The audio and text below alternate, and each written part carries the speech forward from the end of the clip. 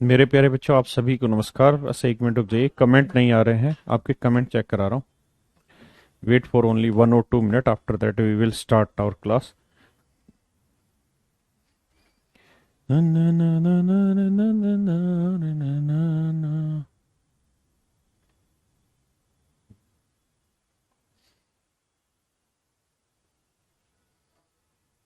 आ गया।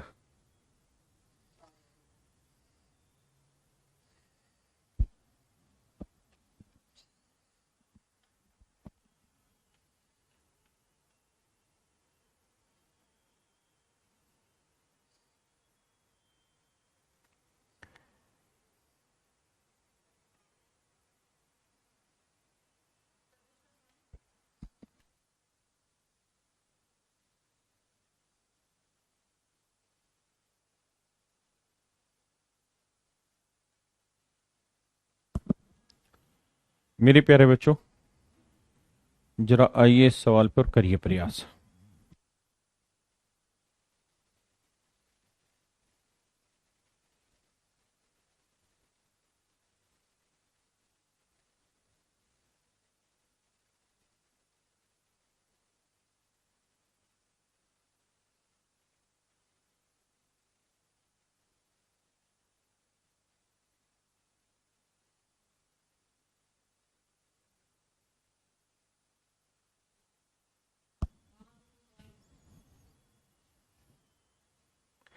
देखिए मेरे प्यारे बच्चों, इन सबसे पहले हम एक सवाल लेते हैं, ये वाला सवाल। इससे पूरा कंपाउंड इंटरेस्ट की इंस्टॉलमेंट का सिस्टम समझने का प्रयास करेंगे। टेक योर टाइम, आप अपना समय लीजिए।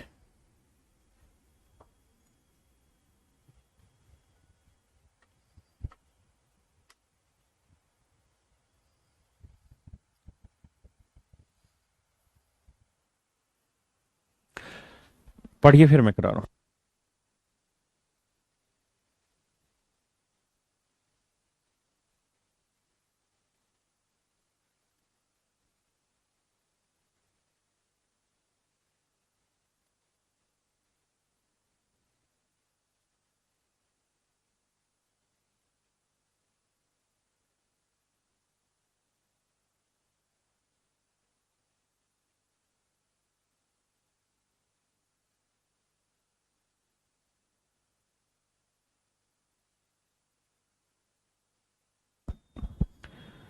सवाल में कह रहा है, एक आदमी ने 30% वार्षिक दर से 3,000 रुपये बैंक से उधार लिए, यानी रेट ऑफ इंटरेस्ट है 30%।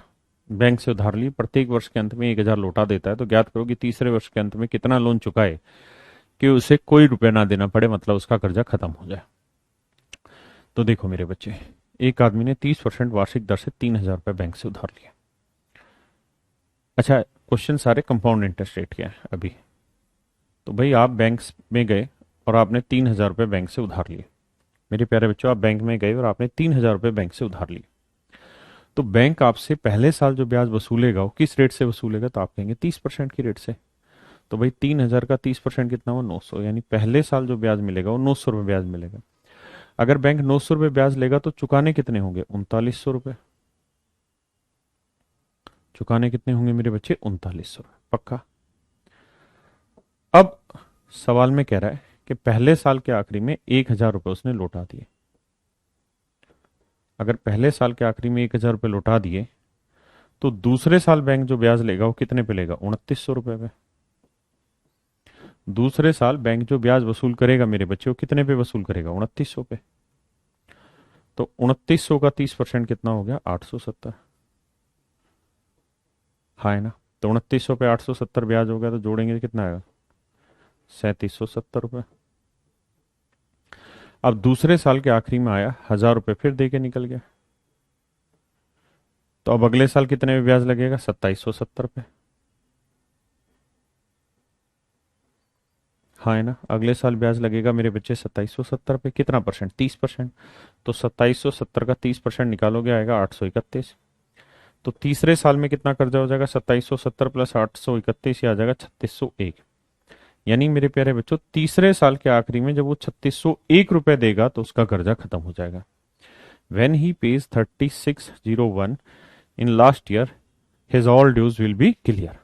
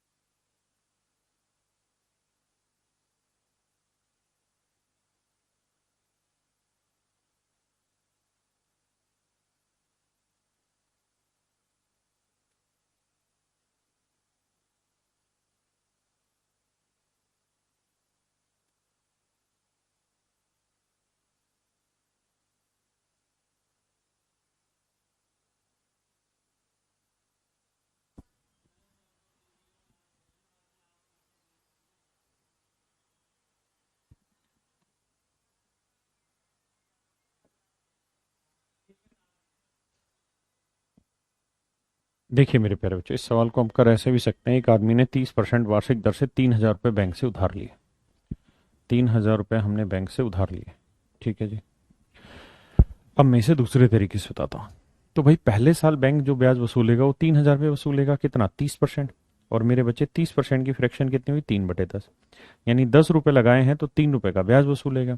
तो पहले साल के आखिरी में कर्जा कितना हो जाएगा? 13/10। अब कह रहा है जी पहले साल के आखिरी में वो आया और 1000 रुपये दे के चला गया। 1000 रुपये दे के चला गया। तो अब मेरे बच्चे, इस पे इतना कर्जा बच गया, हाँ है ना। अब इतना कर्जा बचा रह गया।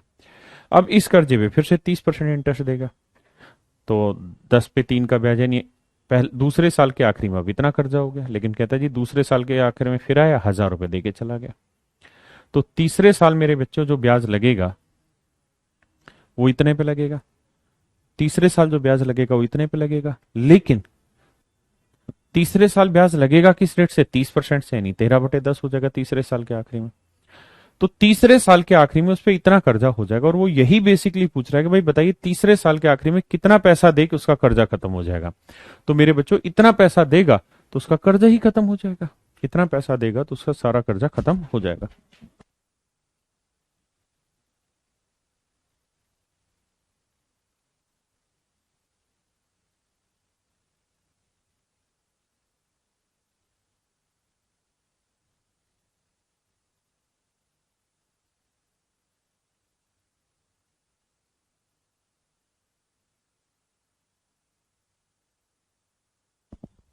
हाँ है ना,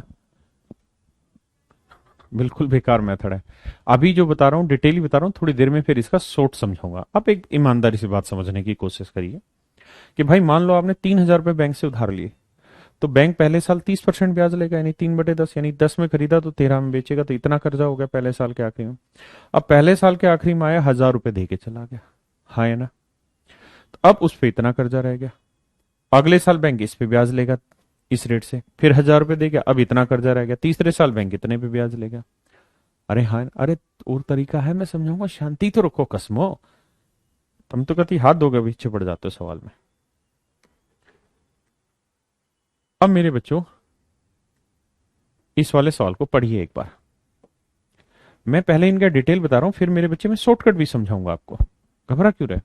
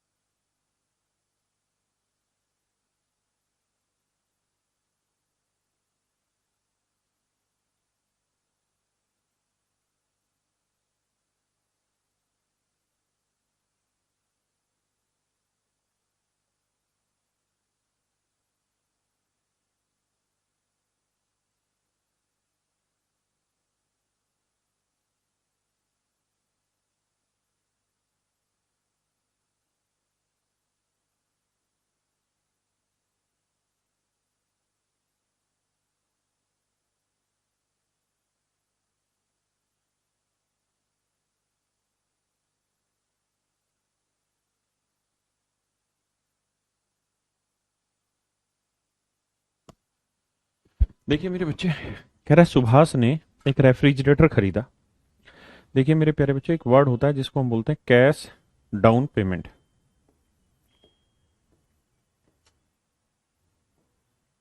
हिंदी में मेरे प्यारे बच्चों हम इसे बोलते हैं नगद तत्काल भुगतान। नगद तत्काल भुगतान।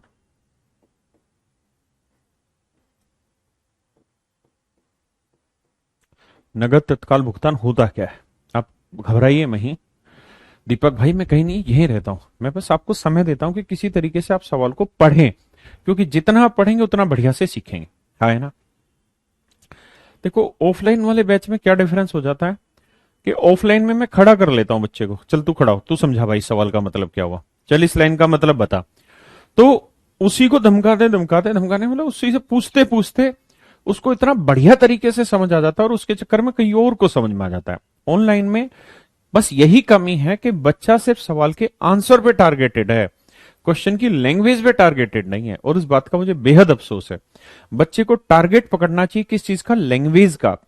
भाई कैलकुलेशन तो कुछ है ही नहीं ना, सिर्फ आप भाषा को 2-3 बार पढ़िए ना, उसको समझने की कोशिश करिए। बच्चा ये चाहता है कि जैसे बाकी टीचर एक क्लास में 50 सवाल करा दें, राकी सर भी एक क्लास में 50 सवाल करा दें। मैं तो करा लूंगा यार, लेकिन उससे हासिल थोड़ी कुछ होगा, समझने की बात है यार। हम इतना तरीके से पढ़ा रहे हैं, तभी तो इतने सारे लाखों बच्चे सेलेक्ट होके जा रहे हैं, आपको नाम दे रहे हैं कि सर से पढ़ो। तो कैश डाउन पेमेंट का मतलब, जब आप कोई चीज खरीदने जाते हैं तो उसको हम बोलते हैं नगद तत्काल भुगतान मेरे प्यारे बच्चों। हाँ, है ना? तो अब ये सवाल है, कह रहा जी एक रेफ्रिजरेटर, मान लेते हैं रेफ्रिजरेटर की कीमत आर है। कहता है 1620 रुपए तो जी नगद तत्काल भुगतान देना आपने, हाथ के हाथ पकड़ाना है। तो R रुपए का फ्रीज था, उसमें से 1620 रुपए आपने नगद दे दिए, जो बाकी पैसा बच गया कहता जी उस पे आपने करा लिया लोन। और बचे हुए पैसे को पहली, दूसरी और तीसरे साल के आखिरी में इतने रुपए की किस्तों में चुकाया। चक्रवृद्धि ब्याज की दर 10% है, तो रेफ्रिजरेटर की नगद कीमत बताइए। तो मेरे प्यारे बच्चों एक बात बताओ, रेफ्रिजरेटर की एक्चुअल में कीमत थी इतनी आर, उसमें से इतने रुपए आपने नगद ही पकड़ा दिए। तो आप लोन कितने का लेने जा रहे हो? आर माइनस 1620 रुपए का। किस रेट से? 10%। 10% की फ्रैक्शन 1/10, यानी 10 का लोन लिया तो 1 का लग जाएगा ब्याज।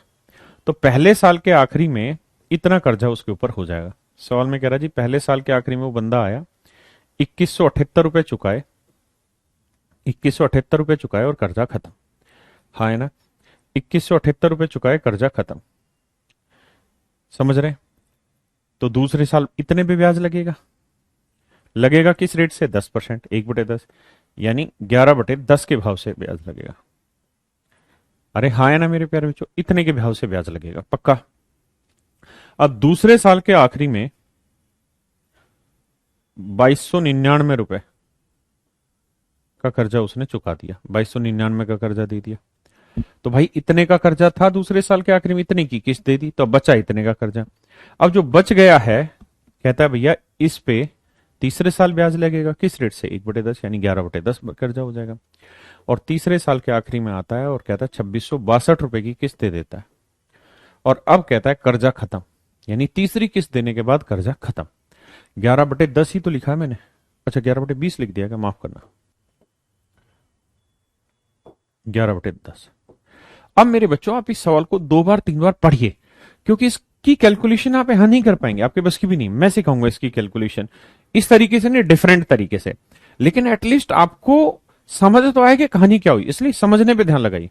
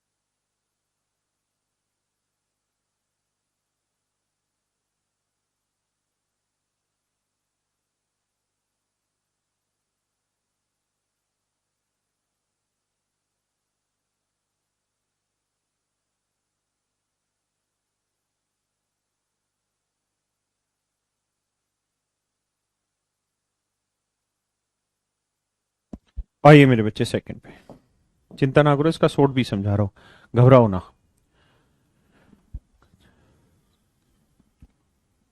जीरो इसलिए आया करण भाई क्योंकि अब आपका कर्जा खत्म हो गया तीसरी किस्त देने के बाद।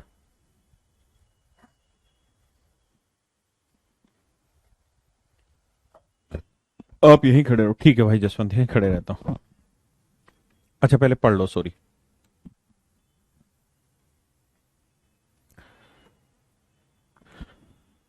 बोलो, यहीं खड़े हुए हैं, ठीक है, अब करो जल्दी से कोशिश करो।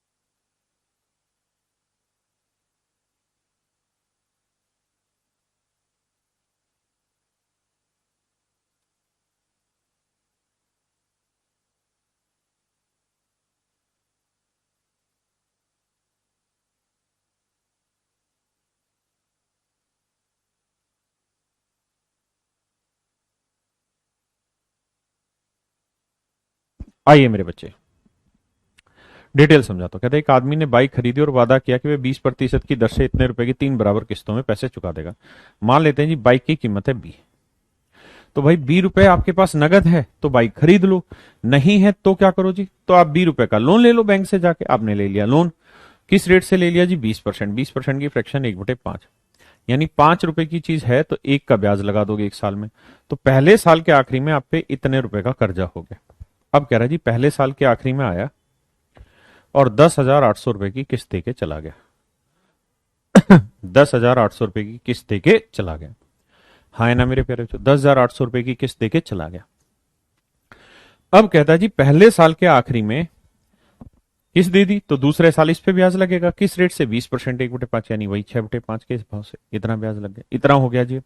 तो दूसरे साल के आखिरी में इतना कर्जा हो गया, इसमें से फिर 10,800 की किस्त उसने दे दी, 10,800 की किस्त दे दी। हाँ है ना मेरे प्यारे बच्चों, अब इतना कर्जा हो गया।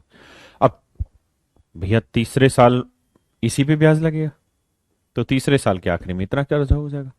अब कहता है जी तीसरे साल के आखिरी में आया, 10,800 रुपए की किस्त दी और कर्जा खत्म कर दिया। मतलब कर्जा कितना हो गया, जीरो। आपको सोल्व नहीं करना, मैं बैठा हूं, आपको सिर्फ एक काम करना है कि प्रोसेस क्या है इसको करने का, इसका शॉर्टकट बता रहा हूं, सब चीजें बताऊंगा, बस पेशेंस तो रखो। अरे कोई और मेथड क्या रुचि का बेटा, मैं बता रहा हूं, क्यों घबरा रहे हो, सिर्फ एक बार इस प्रोसेस को समझ लो।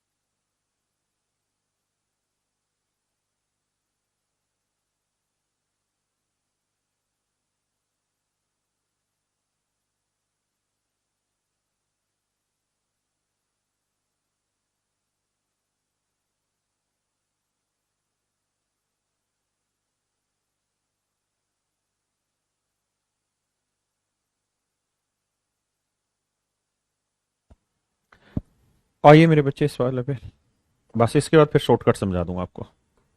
काहे घबरा रहे हैं भाई, हम हैं भैया तुम्हारे साथ, आग लगा देंगे, पढ़ो।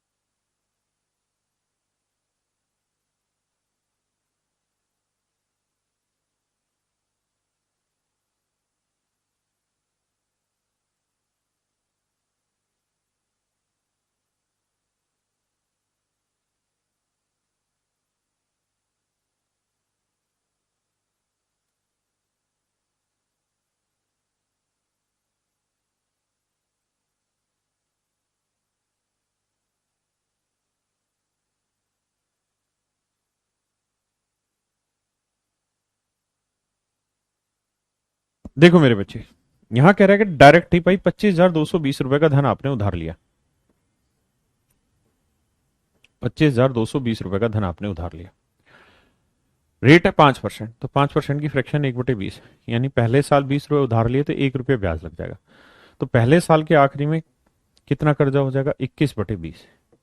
इतना कर्जा हो जाएगा, हाँ है ना सर? क्वेश्चन कम करवाइए और हमें टाइम दीजिए खुद से करने का। दे तो रहा हूं भाई, हर एक सवाल में 1 से 2 मिनट का गैप डालता हूं। महादेव की सौगंध के द्वारा, महादेव की सौगंध, आप जितने सवाल लगा रहे हैं वो आपके द्वारा, पूरा कमेंट नहीं आ रहा भाई, पढ़ता हूं।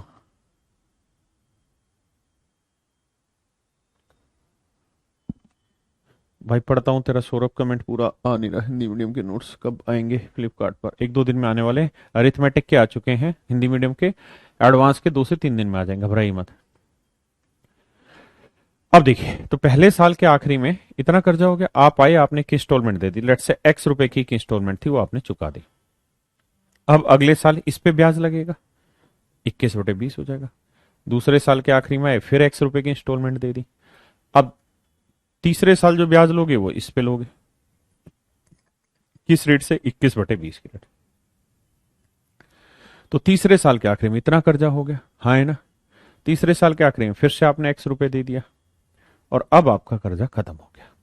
तो मेरे प्यारे बच्चों, सबको सोल्व करेंगे और आपका आंसर आ जाएगा। सचिन सर आप कमेंट नहीं पढ़ते हो? पढ़ता हूं भाई, लेकिन विश्वास मानिए 100 कमेंट्स अगर हैं तो उसमें से 70 कमेंट फालतू के होते हैं। कुछ क्लास बंद करा दिए था सर, प्री में आपके करवाए क्वेश्चन बहुत ज्यादा आ रहे हैं। भाई आने है Bengal medium book, Bengal medium book कोई नहीं है, पूरा सॉल्यूशन करवाइए। If interest compounded half yearly concept एक बार बताइए। एक भाई ने कहा कि पूरा सॉल्यूशन कराइए।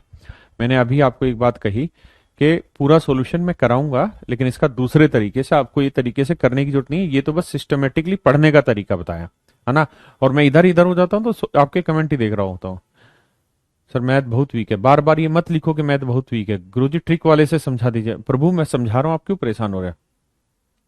आपकी बुक में क्वेश्चन बहुत हार्ड है, तो भैया हार्ड आपको करके देखने बुक वाले, क्यों घबरा रहे हो? अर्थमेटिक क्वेश्चन वाली बुक एक बार, पता नहीं कितने कमेंट दे रहे हैं, अर्थमेटिक बुक वाली क्वेश्चन वाली बुक मैं रीप्रिंट करवा देता हूँ। और बंगाल मीडियम कहां से ला दूं? ये सब नोटंकी। सर सीआई कठिन लग रहा है, भाई सीआई कति कठिन नहीं है, सबसे आसान है सीआई। जो पढ़ा रहा हूं उसको ध्यान देते रहो बस ईमानदारी से। अब आ जाइए वापसी से। मेरे बच्चों एक बात बताओ मुझे, और मुझे समझाओ इस बात को, कि दो चीजें बताओ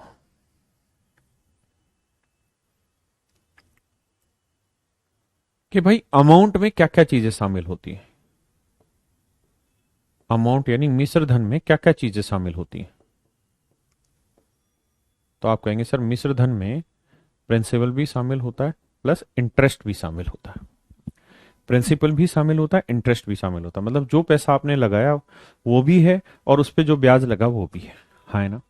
अब मेरे बच्चे मुझे ये बताइए कि इंस्टॉलमेंट में क्या क्या शामिल होता है?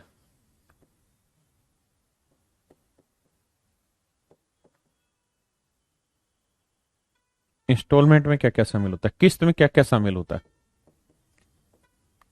तो इंस्टॉलमेंट में प्रिंसिपल भी शामिल होता है, और उस पर लगा इंटरेस्ट भी शामिल होता है।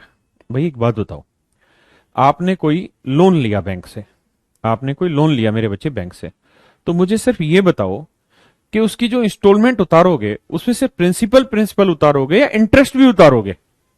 तो आपका जवाब होगा सर लोन लिया है तो उसका मूलधन भी चुकाना होगा और उसका ब्याज भी चुकाना होगा, यानी जितना कर्जा लिया वो तो देना ही देना है, साथ में ब्याज भी उतारना है। यानी हर एक इंस्टॉलमेंट मेरे बच्चे जो आप दे रहे होते हैं, उसमें मेरे नन्हे मुन्ने शेरों आप प्रिंसिपल भी उतार रहे होते हैं, साथ के साथ उस पर लगा ब्याज भी उतार रहे होते हैं। हाँ है ना। यानी सच मायने में देखें तो प्रिंसिपल प्लस इंटरेस्ट को अमाउंट कहते हैं, अगर आपने कर्जा उधार दिया है किसी को तो। हाँ है ना। अगर मैंने पैसा मान लो आपको उधार दिया, तो मुझे जो मिलेगा वो मेरे लिए अमाउंट हुआ, क्योंकि मैंने उसके अंदर क्या क्या शामिल कर लिया, प्रिंसिपल भी और इंटरेस्ट भी। हाँ है ना। लेकिन आपने कर्जा उधार लिया, आपने मेरे से पैसा उधार लिया, तो आप उसे अमाउंट थोड़ी कहोगे, आप तो ये कहोगे कि भाई आपने तो लोन लिया। जिसे आप प्रिंसिपल कह रहे थे उसे अब आप क्या कहने लग जाएंगे, लोन। अगर आप लेने वाले हैं उधार, आप ये उधार लेने वाला है,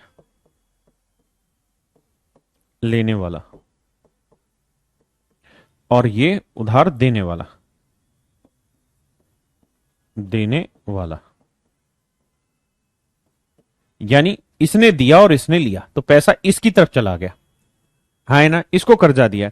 तो मेरे बच्चे जिसने उधार दिया उसके लिए तो प्रिंसिपल हुआ ना, क्योंकि उसने कुछ पैसा इन्वेस्ट किया है मूलतः, और उस पर उसे कुछ ब्याज मिलेगा, हाँ है ना। लेकिन जिसने उधार लिया उसने तो कोई प्रिंसिपल लगाया ही नहीं, उसको तो बेसिकली लोन मिला। तो जिसे आप प्रिंसिपल कह रहे हो वो उसके लिए क्या हो जाएगा, लोन अमाउंट हो जाएगी, हाँ है ना, लोन हो जाएगा। और जो लोन लिया उसके ऊपर कुछ इंटरेस्ट भी उसे लगेगा। तो लोन जमा इंटरेस्ट जो कहलाता है वो मेरे बच्चे क्या कहलाता है, इंस्टॉलमेंट कहलाता है। धीरे धीरे समझ में आएगा। सर उधार लेने वाले के लिए लोन, हाँ, जिसने उधार लिया है उसके लिए तो लोन हुआ। भाई तुम बैंक से पैसे लेने जा रहे हो तो तुम बैंक से क्या लोगे, लोन ही तो लोगे, तो तुम्हारे लिए वो हुआ लोन। लेकिन बैंक के लिए एक्चुअल में क्या हुआ, वो इन्वेस्टमेंट हुआ। तो बैंक के लिए हो गया वो प्रिंसिपल उतने पैसे का, हाँ है ना। मेरी बात समझे या नहीं समझे? अब किस्त के रूप में जो पैसा आपने चुकाया वो हो गया आपका इंस्टॉलमेंट, लेकिन बैंक के लिए वो सारा उसका क्या हो गया, अमाउंट, क्योंकि उसका प्रिंसिपल भी वापसी आ रहा है और उस पर लगा हुआ इंटरेस्ट भी वापसी आ रहा है, हाँ है ना। एक बार इस बात को समझो, फिर आगे बताता हूं।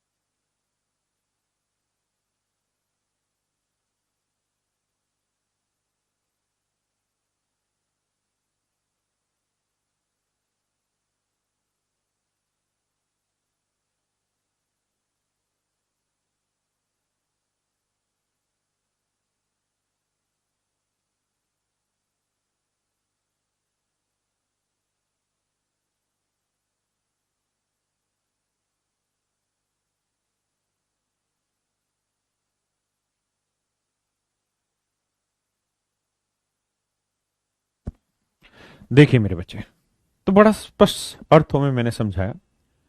क्या क्या आप उधार लेने वाले हैं? आपने कर्जा लिया है तो आपके लिए वो लोन हो गया प्लस इंटरेस्ट हो गया। मैंने उधार दिया है तो मेरे लिए प्रिंसिपल प्लस इंटरेस्ट हो गया। तो सच मायने में देखेंगे ना तो अमाउंट और इंस्टॉलमेंट कोई अलग बात नहीं है, सेम ही चीजें हैं। बस लेने और देने वाले की शब्दावली का फर्क है। लेने और देने वाले की शब्दावली का फर्क है, मतलब वही है। हाँ है ना? यानी ये भी मूलधन जमा ब्याज है और ये भी सच मायने में देखे तो मूलधन जमा ब्याज है। दूसरी बात, मान लीजिए मैं एक एग्जांपल के तौर पे आपको समझाऊं। भाई 6,000 रुपए मान लो आपने उधार लिए, फिर मैं इसको तरीके से समझाऊंगा, बिल्कुल मत घबराना। जो मैं पढ़ा रहा हूं बस उसको ध्यान से शांति से समझते चले जाइए। मेरे प्यारे बच्चों, ऐसे ऐसे बच्चे हैं जो ऑनलाइन पढ़े और जिनके पास बहुत ज्यादा साधन भी नहीं थे, और इस बार 2019 में दबा के उनका बहुत बढ़िया से सिलेक्शन हुआ है और बहुत अच्छी अच्छी रैंक आई है, टॉप 10 में भी रैंक आ रही है बच्चों की। घबराओ मत, मैं हूं आपके साथ। लेकिन हर बार मीठा मीठा नहीं मिलेगा, बीच में कड़वा कड़वा भी आएगा। तो मीठा मीठा गप गप कड़वा है तो थू थू मत करने लगना भाई, कड़वा भी पीना पड़ेगा। कई बार सवाल मुश्किल होते हैं, कई बार हो सकता है उन सवाल जो मुश्किल होते हैं उसको समझाने में आपको दिक्कत आती हो, मुझे, और आपको समझने में दिक्कत आती, तो घबराना नहीं, फेंकना नहीं, उसको समझने की कोशिश करनी। देखिए, मान लेते हैं 6,000 रुपए आपने उधार लिए बैंक से, और आपने कहा जी मैं हर किस्त में ना 2-2 हजार रुपए दूंगा। मूलधन का 2,000 रुपए चुकाऊंगा, पहली किस्त में 2,000 रुपए चुकाऊंगा, दूसरी किस्त में भी मैं मूलधन का 2,000 रुपए चुकाऊंगा, तीसरी किस्त में भी 2,000 रुपए चुकाऊंगा। बैंक कहेगा भाई ऐसा थोड़ी तू 2-2 हजार चुकाएगा, तुझे तो ब्याज भी तो देना पड़ेगा, तुझे ब्याज भी तो देना पड़ेगा मेरे भाई। अगर 6,000 रुपए तू उधार ले रहा है और तू कह रहा है जी मैं हर किस्त में 2-2 हजार रुपए प्रिंसिपल उतारूंगा, तो बताओ सर 3 किस्तें कितने कितने की बनाए? तो एक बड़ी सीधी सिंपल सी बात है कि अगर आपने आज कोई कर्जा लिया 2,000 रुपए का और 10% की रेट से पहले साल के आखिरी में आप उतारना चाहते हैं इस कर्जे को, तो कितने का उतारेंगे? तो आप कहेंगे कि सर 2,000 रुपए पे 10% की रेट से कंपाउंड इंटरेस्ट बना कितना, 200, क्योंकि पहले साल का सिंपल भी उतना ही होता है और कंपाउंड भी उतना ही होता है। हाँ है ना? तो यानी पहले साल के आखिरी में आप 2,200 रुपए की किस्त जो देंगे ना, उस 2,200 रुपए की किस्त में बेसिकली 2,000 रुपए प्रिंसिपल उतरेगा और 200 रुपए आपका उतरेगा ब्याज। हाँ है ना? दूसरी चीज, इस 2,000 रुपए पे, इस 2,000 रुपए पे भाई प्रिंसिपल 2,000 रुपए, अब मैं आपको ये कह रहा हूं कि इस 2,000 रुपए पे बताओ भाई 1 साल बाद ना 2 साल बाद, क्योंकि ये पहली किस्त थी, अब दूसरी किस्त दोगे तो जो पैसा आपने आज उधार लिया उसको 2 साल बाद चुकाओगे, क्योंकि जो पैसा आज उधार लिया उसको 1 साल बाद चुकाया इतना, अब ये पैसा उधार लिया इसको 2 साल बाद चुकाओगे तो कितनी किस्त होगी, ये निकालना होगा। तो आप कहोगे जी 10% की रेट से प्रिंसिपल 2,000 है, टाइम 2 साल है, रेट है 10%, तो बताओ जी अमाउंट क्या हो जाएगा? तो आप कहोगे 10% की फ्रैक्शन 1/10, तो हम कह देंगे सर पहले साल 10 से 11, दूसरे साल फिर 10 से 11। हाँ है ना? तो सर 2 साल में 100 से कितना हो गया, 121। यानी अगर प्रिंसिपल 100 यूनिट है तो अमाउंट हो जाएगा 121 यूनिट, जबकि प्रिंसिपल 100 नहीं 2,000 है, तो 1 यूनिट की वैल्यू 20, तो 121 यूनिट की गुना 20 करेंगे तो 0 2 एकम 2, 2 दूनी 4, 2 एकम 2, 2,420 रुपए। इसका मतलब ये हुआ मेरे बच्चे कि जो 2,000 रुपए आपने उधार लिए थे, 2 साल बाद अगर इस पैसे को उतारेंगे तो 2,420 रुपए की इंस्टॉलमेंट देनी पड़ेगी, तो ये 2,000 रुपए उतरेगा। हाँ है ना? और इसमें ब्याज कितना उतार दिया, 420 रुपए। और मान लो मेरे बच्चे जो पैसा आज आपने उधार लिया 3 साल बाद अगर वो चुकाना पड़े तो कितना में चुकाना पड़ेगा? तो आप कह देंगे सेम सवाल है सर, 2,000 रुपए प्रिंसिपल है, रेट 10% है, टाइम 3 साल है, तो 10% 1/10, तो 1 साल में 10 से 11, दूसरे साल फिर 10 से 11, तीसरे साल फिर 10 से 11, तो 3 साल में 1,000 से 1,331। हाँ है ना? तो 1,000 यूनिट 2,000 रुपए को, 1 यूनिट की वैल्यू 2, तो 1,331 गुना 2 करेंगे 2,662। हाँ है ना? तो मेरे बच्चे इस बात का मतलब बना कि तीसरी जो किस्त आप देंगे वो 2,662 रुपए की चुकाएंगे, 2,662 रुपए की। यानी कितना ब्याज दिया, 662 रुपए, 420 रुपए, 200। हाँ है ना? यानी आपने कर्जा लिया 6,000 का, उसको आप 3 किस्तों में देना चाह रहे हैं, पहली किस्त में 2,000 प्रिंसिपल देना चाह रहे हैं, दूसरी में 2,000 और तीसरी में भी 2,000। अगर इस हिसाब से करेंगे तो पहली इंस्टॉलमेंट 2,200 की बनेगी, दूसरी 2,420 की बनेगी, तीसरी 2,662 की बनेगी। हाँ है ना? अगर गौर से देखोगे तो जो इंस्टॉलमेंट है इसमें अंदर क्या क्या शामिल है, प्रिंसिपल भी प्लस इंटरेस्ट भी, यानी सच मायने में ये कुछ और नहीं मेरे बच्चे, ये अमाउंट ही है, ये अमाउंट ही है, ये अमाउंट ही है। हाँ है ना, मेरी बात समझे। एक बच्ची थी अस्मिता करके, पता नहीं आस्था करके, उसने कमेंट किया कि 8 महीने बाद आप साथ छोड़ दोगे। मेरे बेटा, मैं तो तुम्हारा जीवन भर साथ नहीं छोड़ूंगा। मेरी पढ़ाई हुई चीजें आपको हमेशा काम आनी है। बस आप समझने का और सोचने का थोड़ा नजरिया बदलिए। आपको 2-2 साल कोचिंग लेने की जरूरत नहीं है। सिलेक्शन लेने के लिए जब जो चीजें चल रही है ना, बस उसी चीज को उसी समय पढ़ते रहो। उसके बाद देखो, फिर आपका सिलेक्शन ना हो तो कुछ मुश्किल है ही नहीं। परेशान हो ही मत, कोई नहीं, इसको समझो, टाइम की कोई दिक्कत नहीं।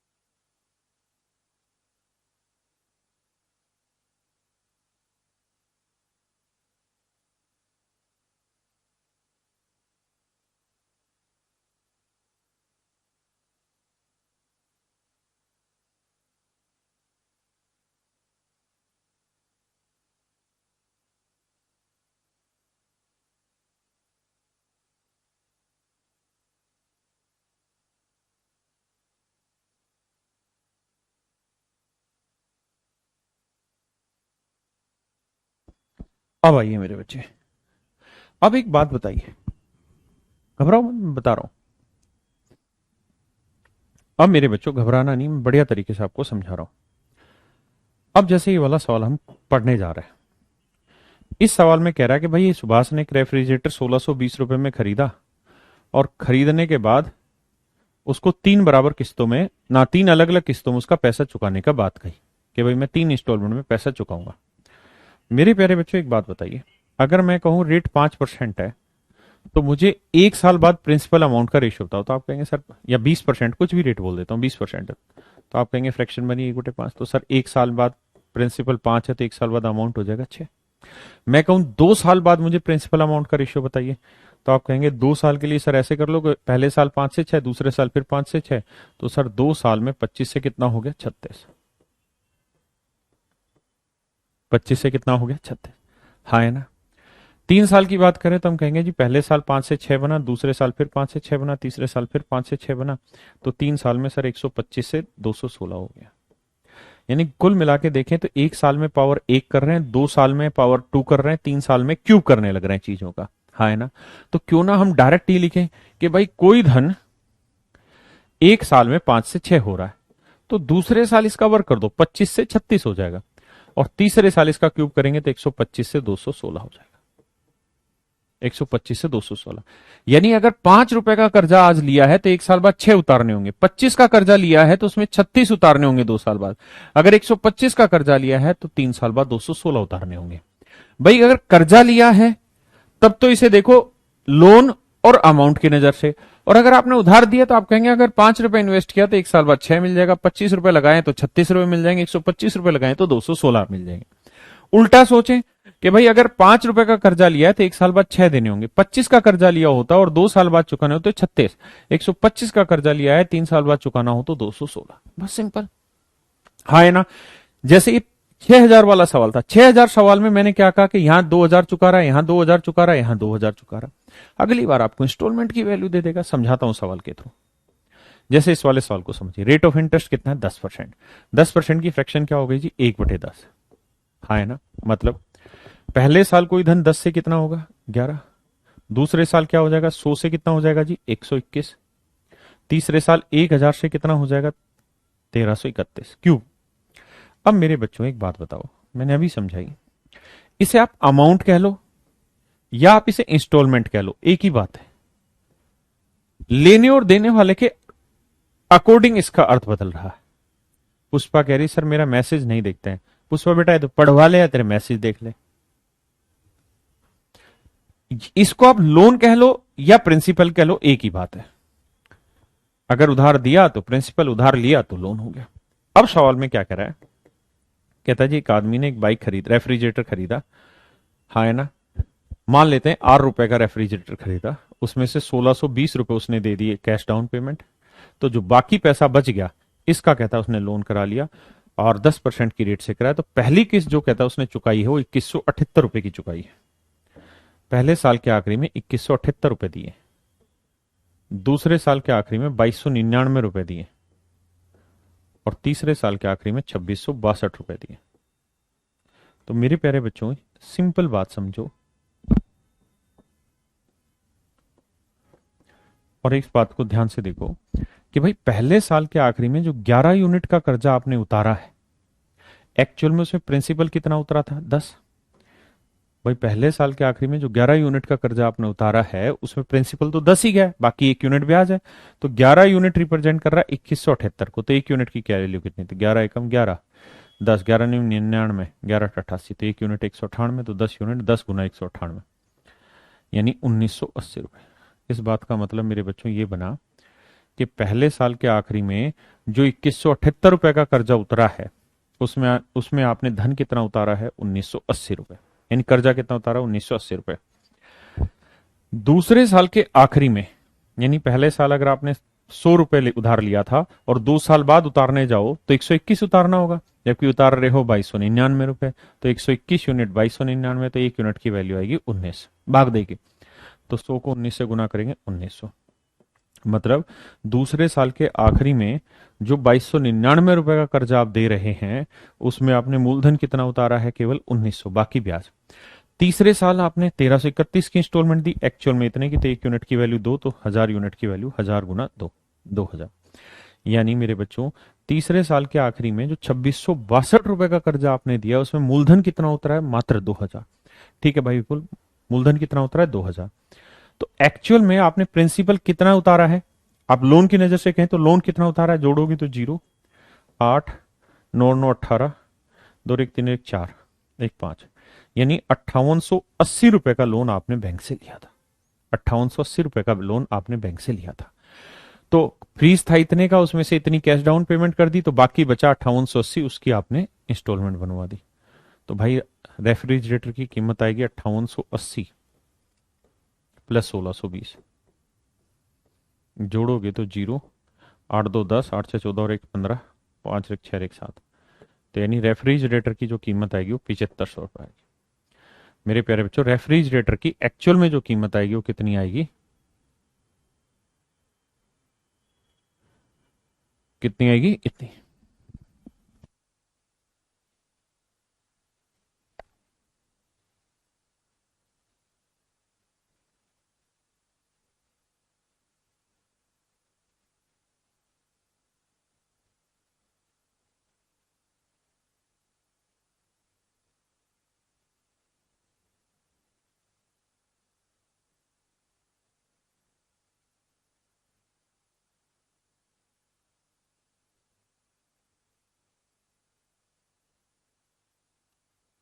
महादेव की सौगंध, आप जितने सवाल लगा रहे हैं वो आपके द्वारा रचित महाकाव्य 9700 प्लस में भी नहीं है।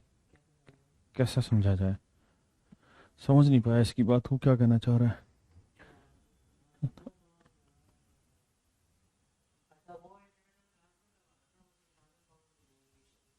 हाँ हाँ, तो 9700 वाली में बावला है बालक, समझाता हूँ इसको। सौरभ भाई तेरा कमेंट पूरा आ नहीं रहा था, अब मैंने देखा है। आप ये कहना चाह रहे हैं शायद कि जो आप करा रहे हो 9700 इन 7300 वाली जो मैथ की बुक उसमें भी नहीं है। बच्चे ऐसा कुछ जरूरी नहीं है, क्योंकि कॉन्सेप्ट जो होता है ना वो मुझे डिलीवर करना होता है, तो उसके लिए मैं सारी ड्राफ्टिंग तैयार करता हूँ। ठीक है, बुक में क्वेश्चन है, आप घबरा क्यों रहे, और बुक के सारे क्वेश्चन सोल्व होंगे, उसका इंतजाम मैं करके चल रहा हूँ। आप मुझे एक हफ्ते का टाइम देना बस, ठीक है।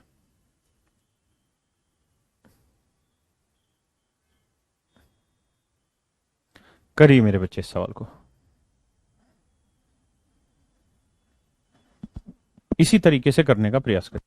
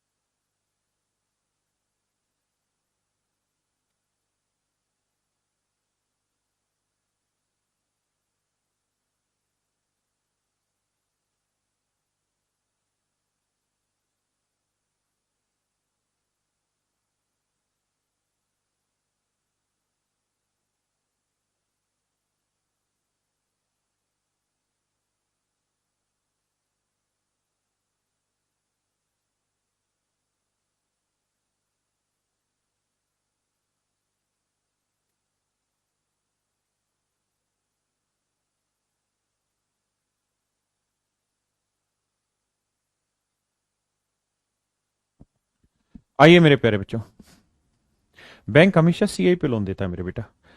कहता है जी रेट ऑफ इंटरेस्ट है 20% पर एनम। 20% की फ्रैक्शन हो गई 1/5, टाइम है 3 साल। तो आप लिखिए पहले साल कोई धन 5 से 6 हो गया, दूसरे साल फिर 5 से 6 हो गया, तीसरे साल फिर 5 से 6 हो गया, माफ करना, 2 साल में 25 से 36, और तीसरे नहीं 3 साल में 125 से 216।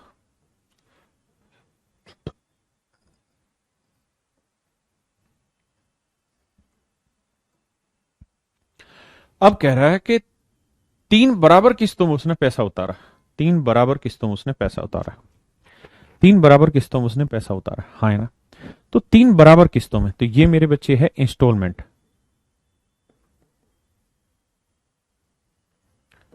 हाँ है ना। अब लेकिन समस्या ये है कि तीनों इंस्टॉलमेंट बराबर कैसे करें यार। उसने कह दिया बराबर, ये 6 थी, ये 36 थी, ये 216। अगर तीनों इंस्टॉलमेंट अलग अलग होती हम सोल्व कर लेते, लेकिन यहां तो उसने कह दिया तीनों सेम है। तो भाई सेम बनाओ, कैसे सेम बनाए। तो आप करिए ये कि इसे 36 से गुना कर दो, इसे 6 से, तो बन गई ना 216 216। इधर 6 से किया तो इधर भी 6 से करेंगे, इधर 36 से किया तो इधर भी 36 से करेंगे। इसका मतलब जो पहली 216 यूनिट की इंस्टॉलमेंट आप दे रहे हैं उसमें आपने एक्चुअल में प्रिंसिपल कितना उतारा है, मात्र 180 यूनिट। जो दूसरी 216 यूनिट की इंस्टॉलमेंट आप दे रहे हैं उसमें आपने प्रिंसिपल उतारा है 150। जो तीसरी 216 यूनिट की इंस्टॉलमेंट दे रहे हैं उसमें प्रिंसिपल उतरा है 125। यानी कुल मिला के 5, 8 5 13 और 2 15, एक रिक 2 रिक 3 रिक 4, 455 यूनिट, हाँ है ना, 455 यूनिट। तो मेरे प्यारे बच्चों, अगर आपने 455 यूनिट उधार लिया है, अगर आपने 455 यूनिट का लोन लिया है और आप उसे 3 इक्वल एनुअल इंस्टॉलमेंट में उतारना चाह रहे हैं, और हर एक इंस्टॉलमेंट 216 216 216 यूनिट की, यानी हर एक इंस्टॉलमेंट की वैल्यू बराबर है, और अगर 455 यूनिट का कर्जा लिया है तो हर एक इंस्टॉलमेंट की वैल्यू होगी 216 यूनिट। जबकि सवाल में कह रहा है मेरे बच्चे हर एक इंस्टॉलमेंट की वैल्यू है 10,800 रुपए।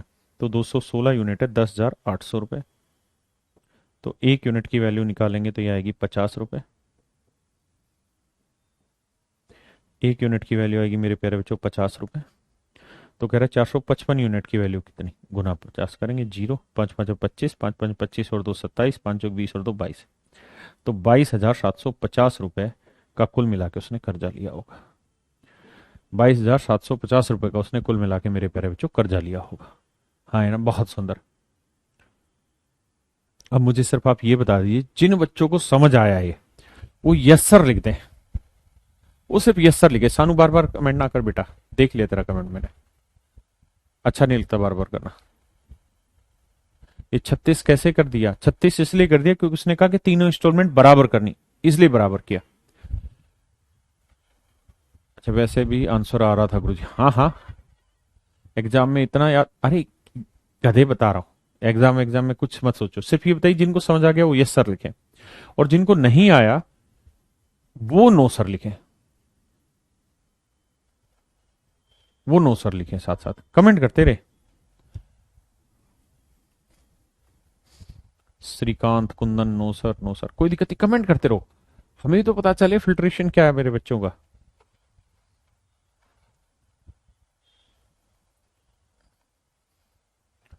गुड, शिवरजीत नो, सारे क्लियर हो गया, ठीक है। आइए अब ऐसा ही अगले पे आते हैं। जिनको नहीं आया समझ में घबराए ना, दोबारा से बता रहा हूं, सेम ऐसा ही सवाल ले रहा हूं,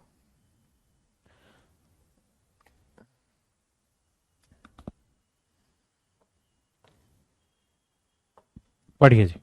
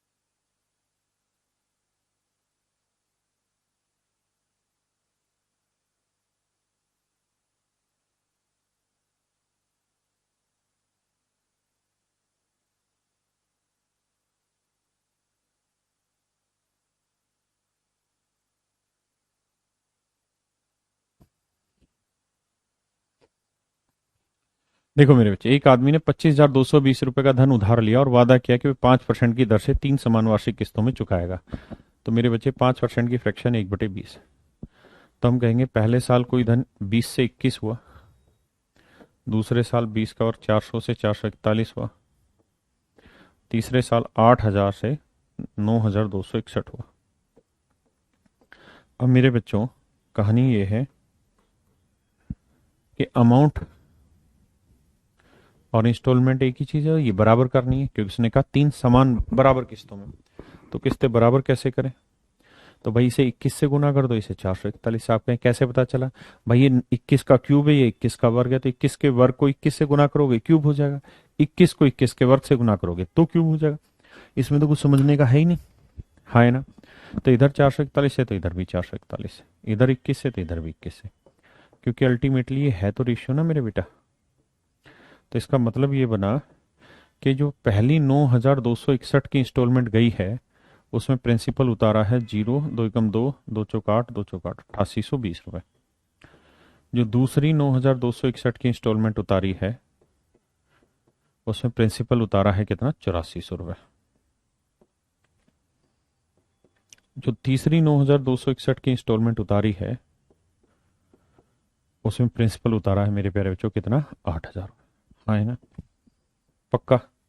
तो जोड़ेंगे तो 0, 2, 8 4 12, 8 3 24 1 25। यानी अगर आपने 25,220 यूनिट का कर्जा लिया है, 25,220 यूनिट का कर्जा लिया है, तो 5% की रेट से 3 इक्वल इंस्टॉलमेंट में उतारोगे, पहली किस्त दूसरी किस्त तीनों बराबर लोगे, तो हर एक किस्त 9,261 यूनिट की होनी चाहिए।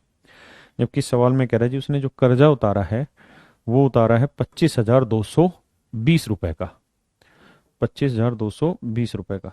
तो मेरे प्यारे बच्चों ध्यान से देखो, इतने यूनिट इतने रुपए, तो 1 यूनिट की वैल्यू 1 रुपए, तो गुना 1 करेंगे तो आएगा 9,261 रुपए।